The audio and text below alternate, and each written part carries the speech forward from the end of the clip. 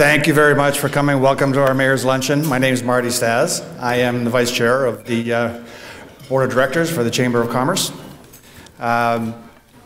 Very excited to be here today. I'm really looking forward to hearing from one of our own, which is always nice when something like that can happen. Before we get started, when we do this type of events, the people that are very, very important in making them successful are our sponsors. So I'd like to recognize our sponsors first. Our platinum sponsors are Bell Canada and Cogeco Connection. Our silver sponsors are TD Bank and Gibb Wittes Chartered Accountants. And our bronze sponsors are Balzac's Coffee, Simply Elaborate, and Simpson Waggle. Thanks again to our sponsors.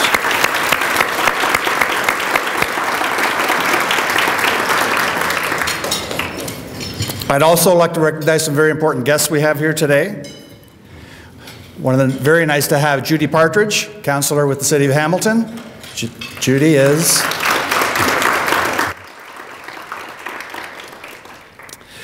my fellow board members, some of them are here today, John Goodwin and Jennifer Smith.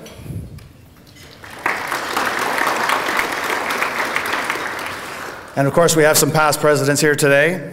We have Shelley McQuaid, past presidents and past chairs. Shelley McQuaid, Penny McKenzie, and Diana Tushinsky. Thanks for coming, ladies. This, as we say, is the Mayor's Networking Luncheon. So what I would like to do is I'd like to call on Mayor Rick Goldring to say a few words. Greetings from the city.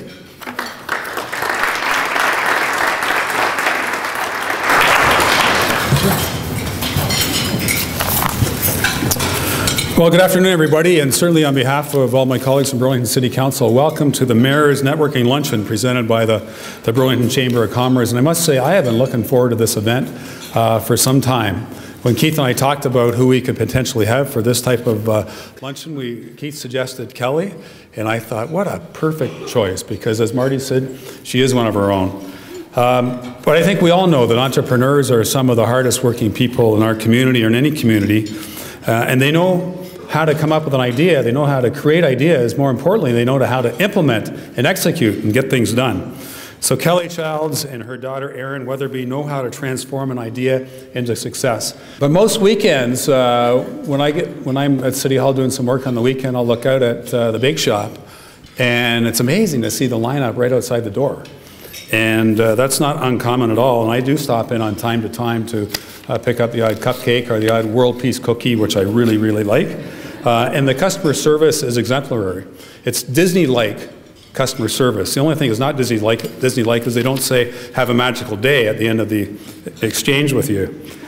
But a few blocks away, Let Us Love Cafe has a constant stream of customers in all seasons, and the dynamic duo of Kelly and Erin can be found on CHCH and on CBC, in magazines and on their pages of their cookbook. They are also featured in many Instagram posts, which get more likes than my Instagram photos, unfortunately.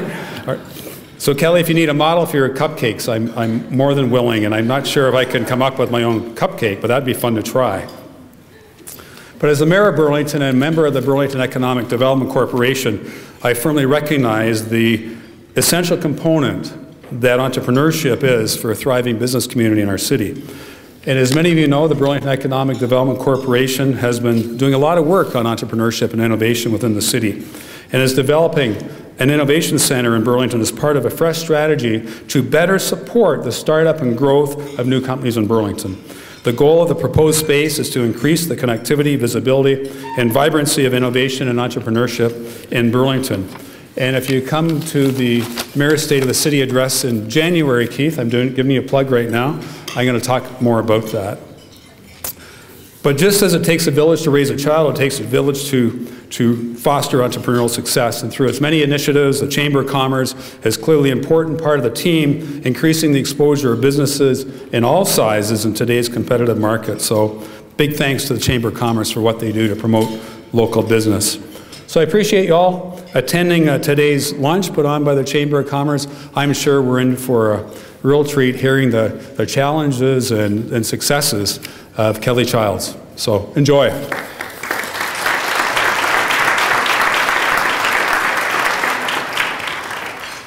Thank you very much, Rick. So as we get started, obviously cell phones aren't off at our events. Cell phones are on mute because what we want you to do is to tweet about the event. And make sure when you do, you're including at Burlington C of C. So without further ado, I'd like to invite one of my fellow board members and also the president of Cogeco, Ken Smithard, to introduce our speaker. Thank you, Marty. We at Cogeco have a long-standing partnership with the Burlington Chamber, and we're happy to be with all of you here today. Canadian entrepreneur Kelly Childs is considered a pioneer in nation's plant-based movement. Besides being the co-founder and co-owner of Kindfood, now called Lettuce Love Cafe, and Kelly's Bake Shop, Canada's first and most popular gluten-free and plant-based eating establishments, she's an ardent, healthy living coach to her customers and has been featured on national TV and in various magazines and newspapers. She was also voted Canada's best health motivator in 2012. Kelly, along with her daughter Erin, continued to strive to make a difference in people's lives by encouraging them to prioritize good food. They show the world how to enjoy a life of true quality, and their example inspires many to adopt a lifestyle that is filled with passion, kindness, consciousness, and superb health. Kelly has turned this passion for health food into an amazingly successful business right here in Burlington. And in fact, like the mayor, I witnessed this Sunday, we were just talking about it. It was the anniversary of the bake shop, and not only did I see the bus emblazoned with Kelly's Bake Shop, but a lineup down Brant Street most of the day. Please help me welcome the very talented and inspiring Kelly Childs.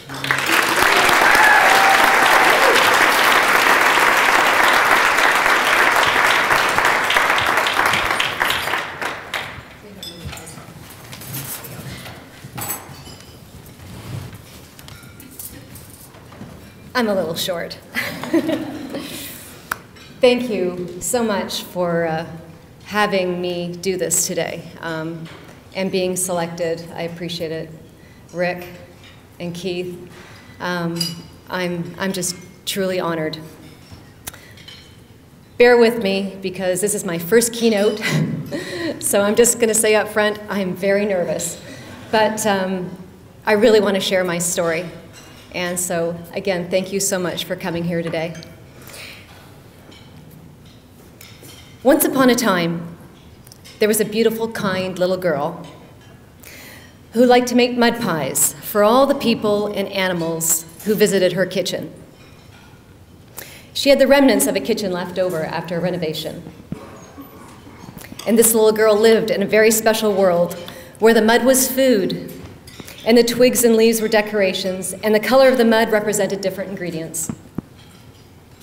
She would bake up cakes and pies and cookies, so delicious that her customers came back again and again, and even began requesting extras to take home to their friends.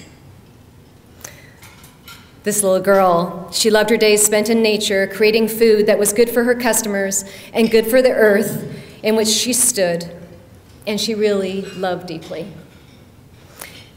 She loved putting a big smile on her father's face, too. Well, if you haven't guessed it yet, this little girl was 5-year-old Kelly. And isn't it remarkable how we tend to grow up and realize these dreams that we didn't even know we had? So take a moment now and think back to your childhood. And what did you really love doing? Was it playing tag or riding your bike? Or imagining maybe one day how you might just rule the world? We all have these childhood memories that we put aside because the real world intrudes on us. And it's sad, isn't it, how we grow up and we let go of our dreams and we push them aside. And I wonder if this really has to be true. For me, I know it wasn't true, and I grew up and I'm now living the dreams of that little girl. It's true, I did grow up with an idyllic childhood. My parents were home every day as my daddy worked from home, and they loved my sister and me very much. We were comfortable and we didn't need for much. That's not really very exciting, right? But why am I telling you this? Well, what this beautiful upbringing did for me was instill some very important values. And as I reflect on my childhood, here's what I see. From my entrepreneurial, creative father, I learned the importance of hard work and creating with precision, tenacity, and artistic vision. And he also believed that girls were as powerful as boys, and if not, maybe even more so. And from my loving mom, I learned the importance of giving and the importance of love and family, of the communities created when loving people gathered for a shared purpose. I also learned from my childhood the little girl playing and exploring the importance of nature, of make-believe, and connecting with animals. You see, these lessons learned early on shaped me and created the person who I was to become. And it took me many, many years to settle into all of my values. However, when I did, I realized that in order to be successful in business, I needed to create and live my business as an extension of myself. So what I really want you to take away from today is that your business really needs to be that extension of yourself. And ultimately, this is what your customers connect to. So let me say this again in a little different way. As entrepreneurs, so much of who we are is expressed through our businesses. Therefore, it's important that we understand our own values, and using these, we create a vision for our businesses that is an extension of who we each are and of who people know us to be. For me, the values I strongly held and the vision I had of myself were formed through my magical childhood, as well as my trials of learning how to be an adult. You see, I became a single parent around the same time that my father passed away. And he was the most significant role model for me growing up. He was creative, he was encouraging, and highly driven. And he never, ever, ever let me settle for mediocrity. His creative vision catapulted me into a world of make-believe and magic, which later became a vision for how I wanted to live the rest of my life as an adult. However, as a single mom, I had my daughter to take care of, and mud pies weren't going to pay the bills. So it's a good thing that life has a way of creating opportunities where we least expect them. You see, I had been working in a variety of career jobs and doing well by society's measure of success, but however, inside of me, I was losing the grip on myself. The magical being whom my father always encouraged me to become, I knew I needed to reconnect to that sense of whimsy, and I wanted my daughter to experience some of that magic that I had as a child. And this opportunity came about in a roundabout way. And it started with a moment of truth that I experienced in 2008. I had already been reading and researching food and the way we live as a society with an epidemic of food allergies and cancers and diabetes. Processed foods was going through the roof, and so much more damage we were causing to our bodies. And as part of this research, I decided to visit a farm for rescued factory farm animals. And because this seemed like a really fun adventure, I invited my new husband, along with my daughter Erin and Mike, her boyfriend, to join me. And I really wasn't prepared for what I was about to experience. It's called Farm Sanctuary, and for a reason. It's a sanctuary for animals rescued from slaughterhouses, and what I witnessed there were animals living the way animals should be living, free to roam, to socialize, to exist for the joy of life. And as I looked upon this pastoral setting, something in me shifted. The reading, the research, the documentaries, all had been leading to this one realization. A realization that started when I was just a child in my makeshift bakery and kitchen in the back of my parents' property. and a truth so deep I could not deny it, and nor could I unlearn it. And the realization was that I must never contribute to any harm on this beautiful planet.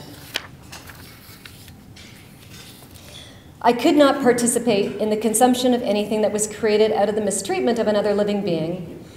I wanted to protect the planet and preserve its resources, and I wanted to help eliminate chronic disease and all the pain and suffering related to the food we eat. I wanted to see our planet thrive, and I realized this deeply held truth is at the core of who I am, and it was with this newly minted realization that I decided to open up my very first plant-based restaurant called Kindfood. Kind to your body, kind to the planet, and kind to the animals.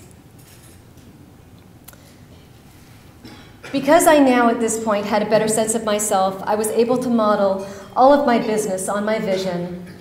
For myself, I would do no harm, and on the values I held so deeply, which was love, family, community, perseverance, integrity, tenacity, creativity, and of course, magic. So I ask you here today, what are your values?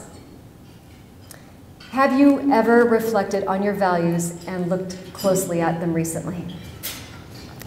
Take a good look at your business. Does it reflect who you really are? And if it doesn't, I suggest you start with a values exercise.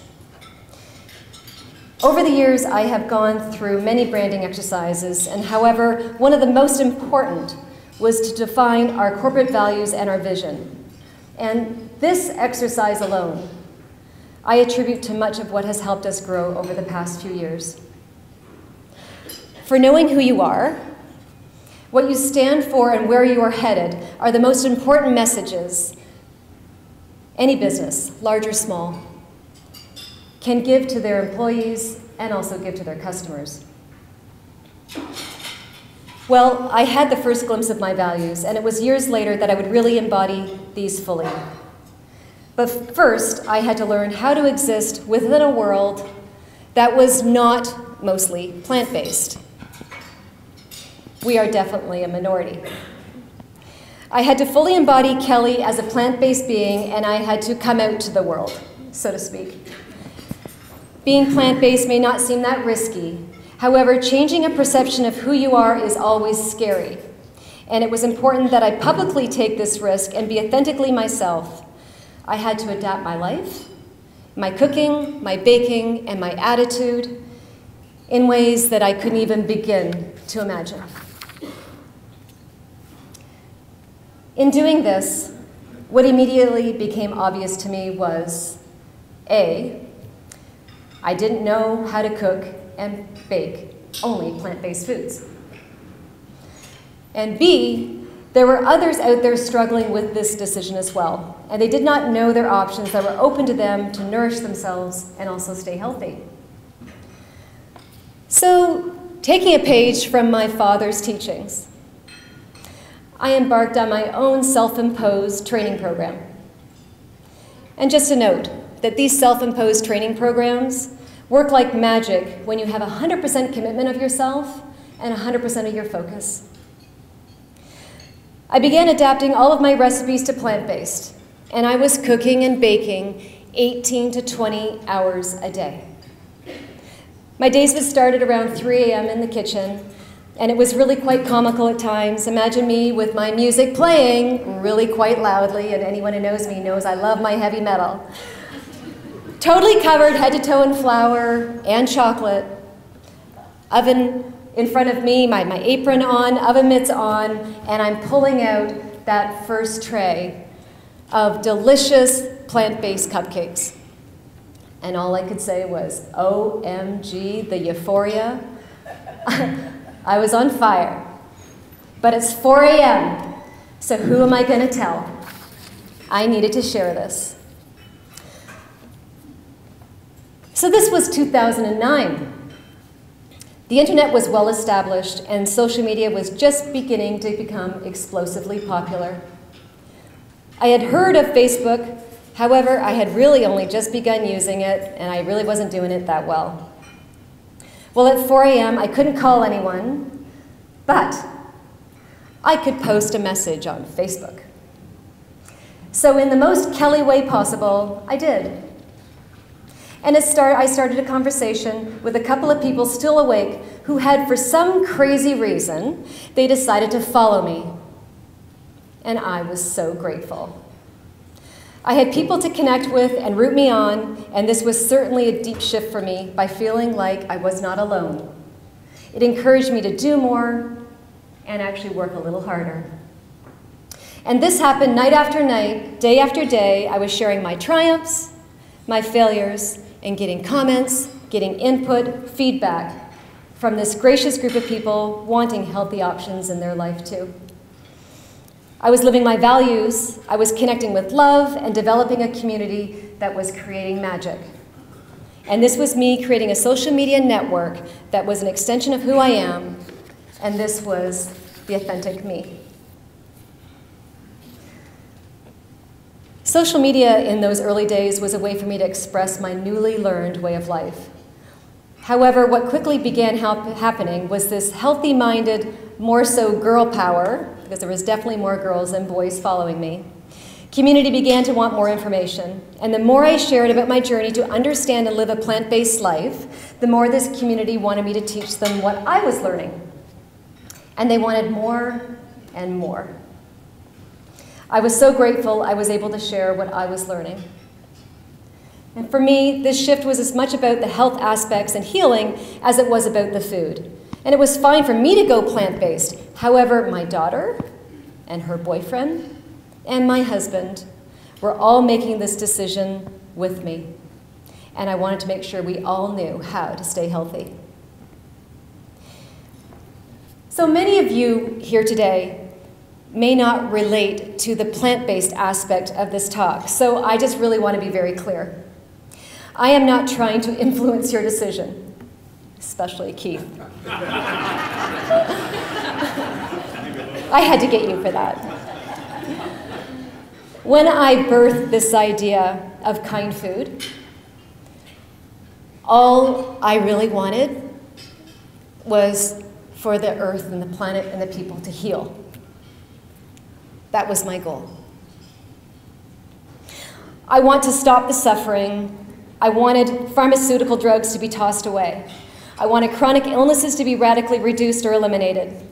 I wanted there to be no more cancers, no more autoimmune disorders, no more diabetes, no more obesity epidemics, no more ADHD, and no more autism. And I want to show people that they had choices. And I still do. So I started reading all that I could on health and the truth about consuming animal-based proteins. And amidst my research, I stumbled upon a book called The China Study, which was written out of an evidence-based research study examining the relationship between the consumption of animal products and chronic illnesses such as diabetes, coronary heart disease, and a variety of lethal cancers. And I was transfixed. This information was incredible. Why was this information not more widely known? So I began sharing some of this on Facebook. And I kind of laugh at myself now when I look back at some of my early posts because I was so awkward. My voice was a little different then. I was passionate. I was sharing what I was learning as I was learning it, and I didn't know anything about how to post information. I was having a conversation with my community, and I was being my authentic self, and I signed off every post with a little XO, because that is just who I am. And I didn't know what I didn't know, so I just kind of made it up along the way. And in those early days, I had a couple hundred followers. However, since I started sharing my passion and my discoveries and my recipes, that number grew, and it grew, and it grew. And I wasn't trying to build a following. I was really just trying to be of service and giving back to the world. And this community of followers had supported me, and many of my Facebook friends would actually drop into the restaurant or the bake shop. They wanted to meet the real Kelly, and you know what? The truth was, they had already had. You see, my posts were me, and I am no different in person than I am with my written words. So as you may know now, my social media following has become massive. Now, why do you suppose that is? Well, let's have a look at what the social media is in the Merriam-Webster's dictionary, and it defines social media as forms of electronic communication through which users create online communities to share information, ideas, personal messages, and other content. Well, I was creating a community that authentically represented what I believe, and that was built upon my vision of healing your body through food and to not contribute any harm to your body or to the planet or to the animals. It was a community built as an extension of me using love, which is the strongest glue for any community. So when I began diversifying my businesses and renaming my restaurant to Let Us Love and opening Kelly's Bake Shop, my community really wanted to be there. I always let them know what was going on, and I didn't hold back. When a US-based company, food company, wanted me to rename Kindfood, I let my community know what was happening.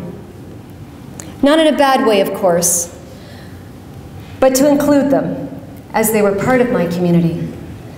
When the time was right, they needed to know, so I told them.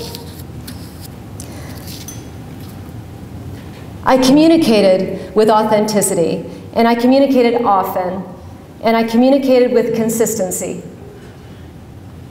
They knew my voice. Even through the written word, my voice was always clear, and they looked for my little XO. It became my trademark to sign off with, and it still is today. So relationships take work. And a relationship with a social media community is still a relationship. And you wouldn't go for days or weeks between calls with the ones you love. In reality, you were likely communicating hourly. And I was using this principle for social media. At first, I posted every time I had a new discovery. However, later, and with more confidence, I became more deliberate. And I used social media as a way to let my network know of things I thought they might be interested in, to encourage a shift in thinking about their health. Sometimes it was just really something new at the bake shop, but other times it was a crazy new health fact that I had discovered and was excited to share.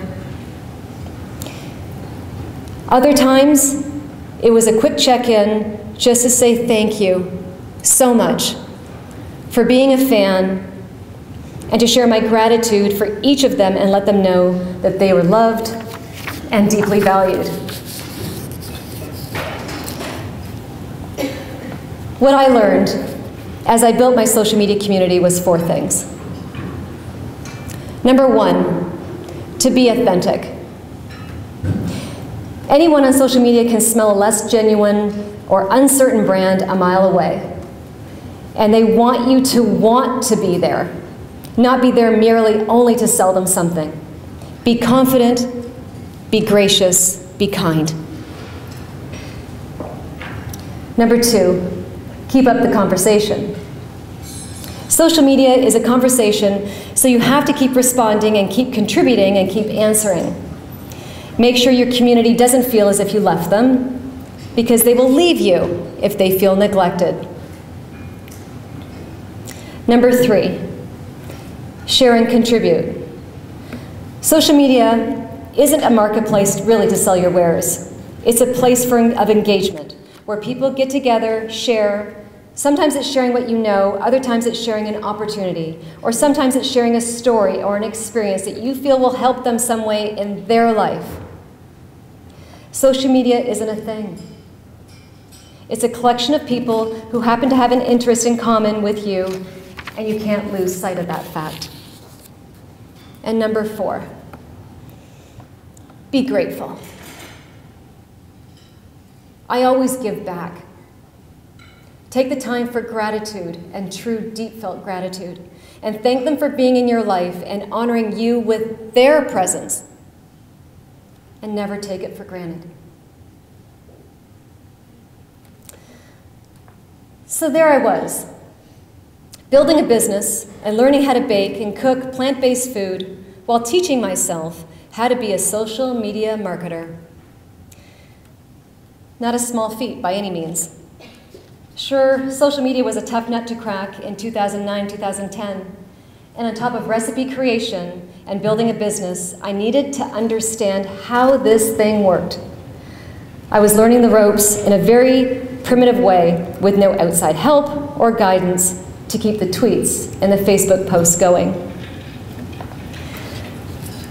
I relied on my own tenacity and my own drive and my own passion. So I started surfing the net and reading blogs, listening to podcasts, watching videos on what others were doing, and I tried it out. And I did it the hard way. I learned the ropes, and I quickly learned that there were rules in this uncharted territory. Some of these rules go like this. If you follow someone, they follow back. And that was helping me gain my followers. Another rule is I learned the art of hashtags. So hashtag vegan, hashtag healthy, hashtag eat better, hashtag plant-based. Create them deliberately and create them consistently, and that builds your communities. Visit other communities and share what they're doing in yours, and they will do the same back. Share good photos, not mediocre ones. The good photos are the ones that get shared and republished. People connect with visuals, and for me, this was a way to show what I was cooking and helping people see my progress and to believe a plant-based diet was possible for them. I became more and more bold with my voice and comments, and that came with time and confidence. Engage often. One of the next rules is social media can be a feedback channel, and I looked for feedback often. And I wanted the good, but more importantly, I wanted the bad, because that was the way that I was going to become the better me. So here I was, just this honest, open, transparent girl, just totally grateful, laying her heart on the table and pushing others to reconnect how they were nourishing themselves, how they were nourishing their kids, and being kind to the planet. And I wanted to give my community, and my community wanted to receive. So let me tell you this. Social media is a thing. This social media thing is a business unto itself. And for me, it was an investment of my time of about 40 to 50 hours a week. I persevered, I asked, I reached out, and I developed a mentor coaching network around me. They were often, however, my daughter's age, because this was the new digital world, and I was definitely a dinosaur. I tagged and I bookmarked sites I loved. I followed the best Facebook platforms I could find, and there was really no right way of doing any of it. I simply jumped in with both feet and saw what was working for others and saw what was not working too. So I learned things like the use of good imagery, the use of capitalization on Twitter, because that's a very eye-catching tweet, to reach out to other companies with a "hey" at symbol to drag them into your conversation, and also to never just tag people just for the hell of it, because it's very much frowned upon and people don't like being piggybacked. These were all new lessons to be learned, and social media became my guilty pleasure. And yes, I became an addict. I got to do what I loved so much, and my passion was on fire. And people were changing, people were healing, people were connecting, people were thanking me. And again, in total gratitude, I was the one so blessed to have them want to follow me as I was following my dream. Incredible ideas were coming at me, and I felt the magic happening. And this social media community was responding. I had become an expert in healthy, non-processed, plant-based living, and my company was doing well. However, it was time to look more closely at other aspects of building our brand. You see, the reality is social media only works when there is something bigger for the community to believe in. My vision of doing no harm to your body, to the animals, and to the planet was clear in everything I did up to that point. However, I knew it was time to grow up. Kindfood had to be let go of. Let Us Love Cafe was born, and Kelly's Bake Shop was part of the magic that made it all possible for me every day. We needed to immediately translate our values into meaningful symbols for our community. We needed more visual cues to help them recognize us offline as well as online. So we embarked on a branding exercise. Branding had to start and finish online because that is where our community interacts with us daily. However, it had to extend to our stores, our packaging, our language, our mission statement, our charities, and even all the way to where and how we manage our staff. So Kelly's Bake Shop became pink, magical, and represented my 5-year-old self, who still believed in fairies and fairy dust and delicious mud pies and love. And Let Us Love Cafe, as in, let us love everyone. Went for a more corporate look. Gender-neutral orange and green for lettuce. And represented the delicious plant-based food I had envisioned when I visited Farm Sanctuary. We created logos, branding packages for each, and they began to separate from each other necessarily. For each needed its own room to grow and become all it could be on its own foundation. And from these two brands, my daughter Erin and I have now a best-selling cookbook, and we've added a third brand business that is the launch of our kellyanderin.com, and it's a lifestyle website. It's a lifestyle brand that inspires people on how to live a passionately healthy, authentic life. It encompasses all we are and all that we can be. We want to give back to the world, and this is our way of doing just that. So regardless of your social media efforts, your brand has to be well defined. And social will only create a greater expectation for you to be fully formed and ready for business. If you're still figuring your values out and who you are, be careful of showing up in social media in a big way. This inconsistent message can create challenges in your bricks and mortar business. So for me, I wasn't just cooking or baking or learning about health or food choices. What I was really putting out to my social and physical communities was really all about love. Our social media presence grew, our customer base grew, our retail stores got busier, and for one simple reason. We fell in love with our customers, and they fell in love with us.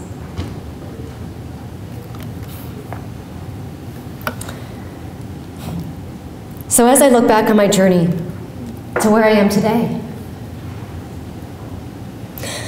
I still see myself in my father's shadow, so wanting to make him proud. And of course, missing him very much. Hearing his words to me and telling me to always do my best and encourage me to reach for the stars, to be this girl power girl that he knew I could be. And I took those lessons to heart, Dad.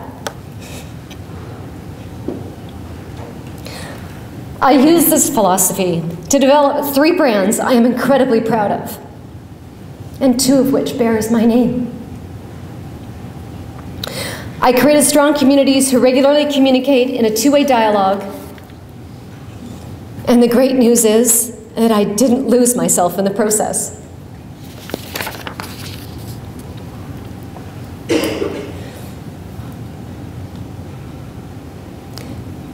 So what I want to leave you with today is what makes our bakery and our cafe different, is our story and our vision and our values. These are the things that make us unique. These are the things that make us the first choice for our customers and make those who enter our stores feel as if they already know us. Our social media supports and aligns with our vision and our values in ways that bring people to us. So I ask you to look at your own company and have you defined your values. Do you know your vision? And remember to build it from the inside out, as an extension of exactly who you are. So even if you're beginning the process with this, find your first value, and it shouldn't be hard. Start a social conversation with that value in mind. Be authentically you. If you're funny, then use that funny voice online. If you're the expert, then speak from that voice of experience. Only you know who you are authentically, so go out, demonstrate it, and have some fun. What I know for sure is, for me, social media gave me back the magic that I found in my make-believe bake shop in the woods. So what will it give you? Thank you.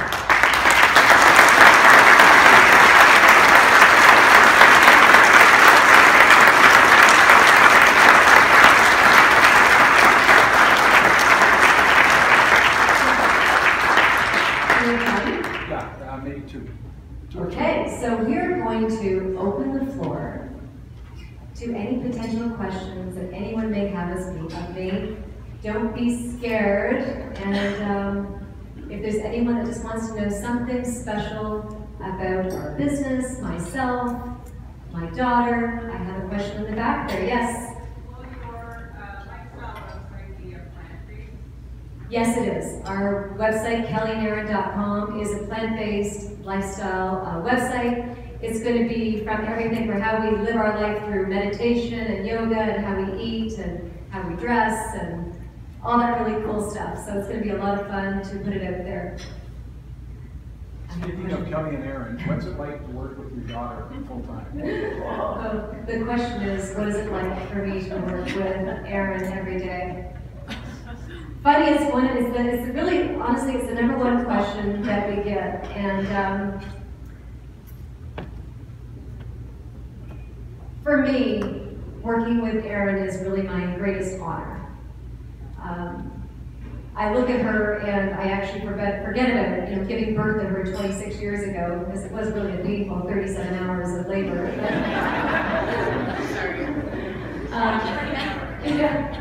But I don't think of her as my daughter. We've actually had to attend a lot of coaching classes to figure it out, because when you are family and when you work together, there are sort of actual departments that you need to respect and work in. And when you cross the lines and then you're fighting over, who does what, that creates a lot of conflict.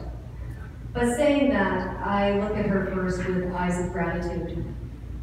And then when you have the vision of gratitude, you can't be in a state of gratitude and angry at the same time. It's impossible. So I sort of live my life with that truth of living that way. Erin is probably the most incredible entrepreneur that I know.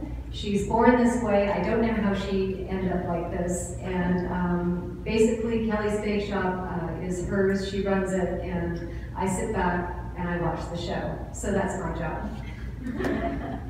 Any other questions? Yes, there's another one back there. Will you be opening more stores? Oh, wonderful question. Yeah. Well, we have TD Bake here today, and we have the BC maybe I need to start signing those credit applications. Our goal is, yes, to open up plenty, and we do know we're being guided through that way. You know, we sort of live our lives in a very focused, but we do reach out to, I don't know, I like to say more of a spiritual world of asking for guidance, and as crazy you guys might think that is.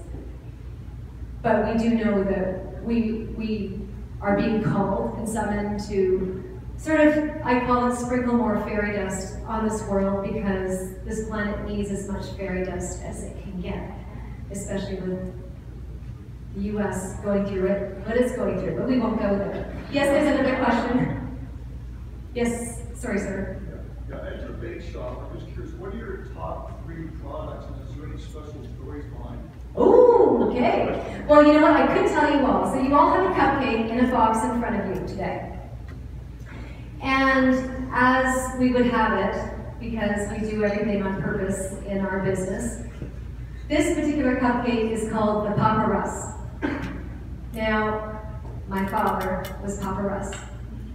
And when I opened the bake shop, I wanted to have his memory with me. So I created a cupcake that was his favorite flavors, and so it's one of our best-selling cupcakes. And it's banana, and it's filled with lemon with chocolate frosting. So you all can enjoy. You're taking those home today with you. Our other bestseller, Erin, is here. Maybe Erin can stand up and say. The Mile High Brownie. The Mile High Brownie, which is, that won the awards for the Toronto Veg Association. That's what really kind of put us on the map. That's won the best dessert for Toronto and the GTA. And our skinny cookie, which is sugar-free, it's sweetened with roasted bananas, and it's great for January 1st when you all do your New Year's resolutions. Any other questions? Yes, sir. Your book. Yes, dear. Will it be available? Yes, so the book is going to be, we have copies here, we are selling it, we are going to be signing them if you guys would like an autographed copy. And it did hit, just so you know, I did mention that as a bestseller, it did hit the Toronto Star and Globe and Mail national bestseller for Canada when it was 18 days on the market. So that was back in April. So yeah, we were really quite honored to do that.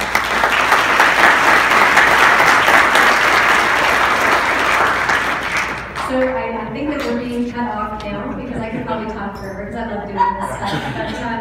But thank you. Thank you very much. Thank you, dear. And do you want me to go now? Okay. I'll call you when you're done.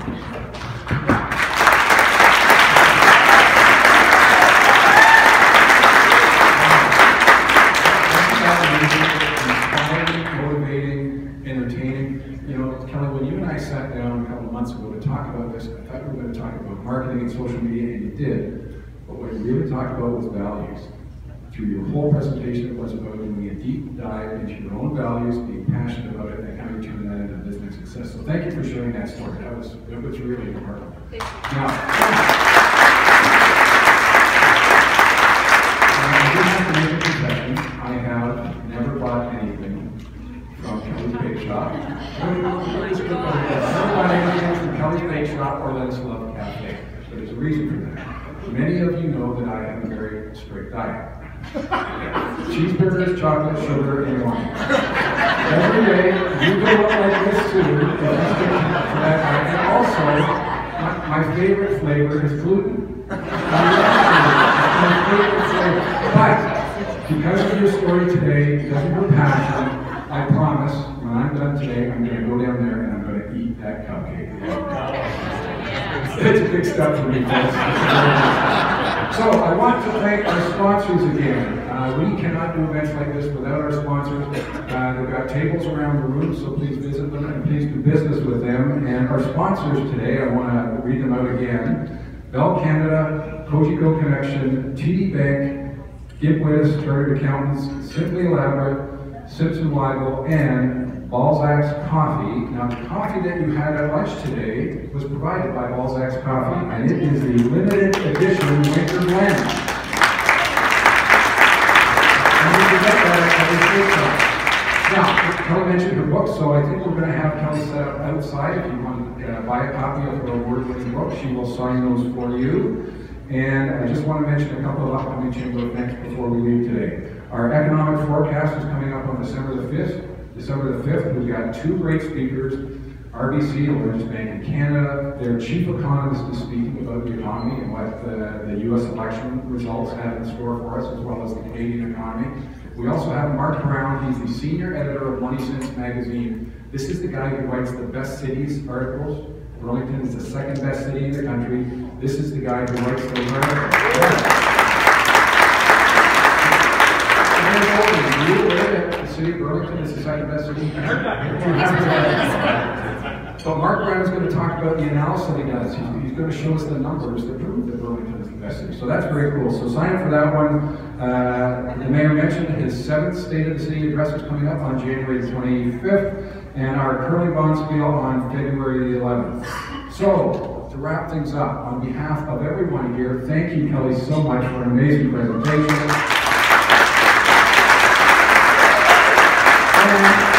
Thank all of you for coming today and making it such a successful event. Go out there and make some money. Thanks very much. Don't get money yet.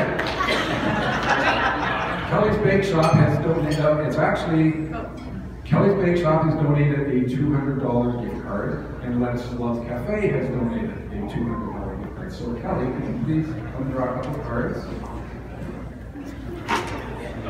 I always like somebody else to draw the card because essentially what she's doing is making one person happy and 179 people unhappy. So the first one will be for Kelly's Bake Shop, and it is Jeff Kent, Coach.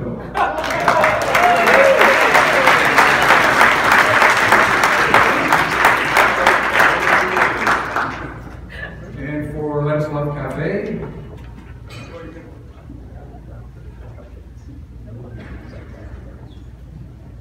Vince Molinaro.